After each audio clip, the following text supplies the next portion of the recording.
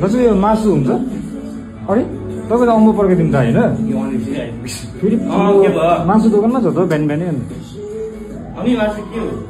आज Sunday Sunday कति चाहिँ भन्नु हामी तिमीले किन बिर्सिनु थालेछ तिमी पनि सन्डे सन्डे हाम्रो लागि छुट्टी हो हाम्रो मान्छे नानीहरूको लागि छुट्टी हो होइन नि अनि म चिकन लिनु आएको नि तपाईँ साथी हिँड्नु दौलो जुम्ला तिमी पनि ए नानीहरूको लागि पो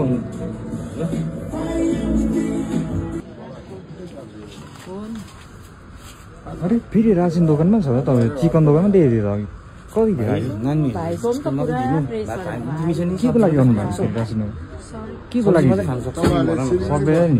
सक्दैन नि भात पनि दिनु परेन कुकुरले मासु सिना ए चामल पकाउने अरे कतिखेर आउनुभयो त्यो किचनमा छ हौ तिमी तल अब गफ गरिबस्छौ अनि अब पकाएर जानु पर्दैन ए 2 सिटी लाग्छ चामल 2 सिटी लाग्छ काँचो पनि दिनु हुँदैन रहेछ अस्ति भने त नि भिडियोमा न्युजमा आइएको छैन ए आइपुग्नु भएछ त है भर्खर आइपुग्नु भएको जुली खै जुली खै जुली जुली खै बोल्नु त जुली आइज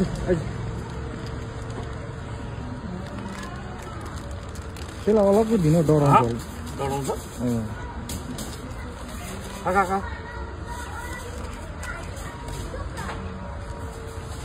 जुली त डराउँछ मुनि आउनु अनि म यहाँ सफा गर्छु यहाँ पुग्छु ल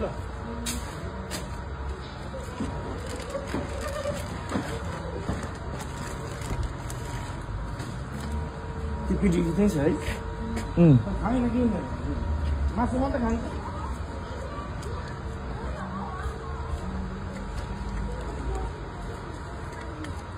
एकछिन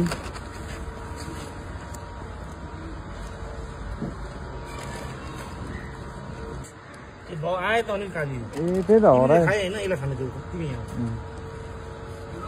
तिमी खाएर पनि त्यसलाई खानु सकाउ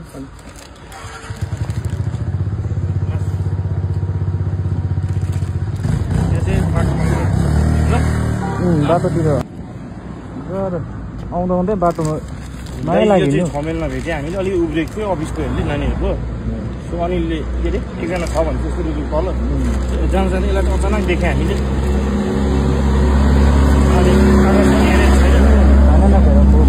भुइँमै दिनुपर्ने अलिक फेरि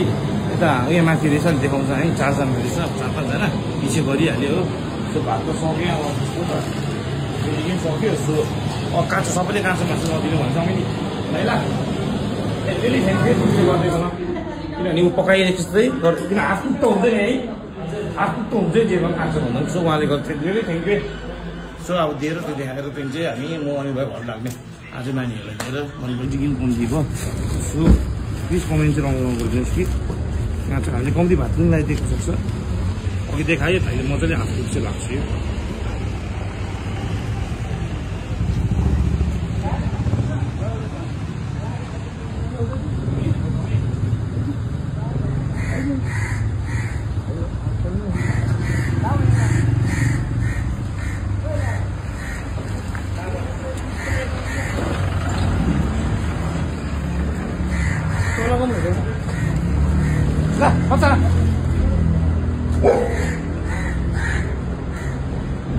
Thank you guys, stop and feed.